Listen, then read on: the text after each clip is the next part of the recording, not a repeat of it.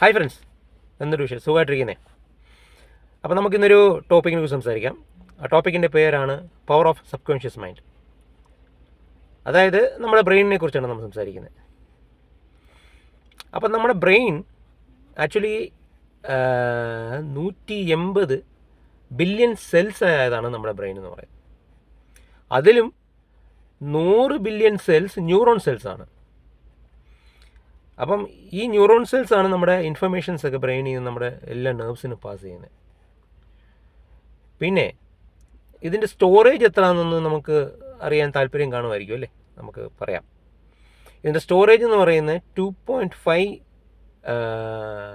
Million ഗിഗാബൈറ്റാണ് ഇതിൻ്റെ storage, നമ്മുടെ ബ്രെയിനിൻ്റെ storage.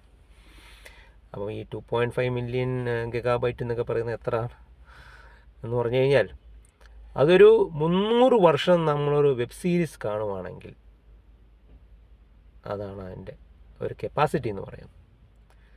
So നമ്മുടെ ബ്രെയിനിൻ്റെ കപ്പാസിറ്റി എന്താണ്? ഇതാണ് നമ്മുടെ ബ്രെയിനിൻ്റെ കപ്പാസിറ്റി.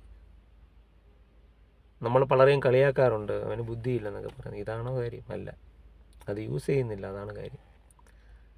Thank you.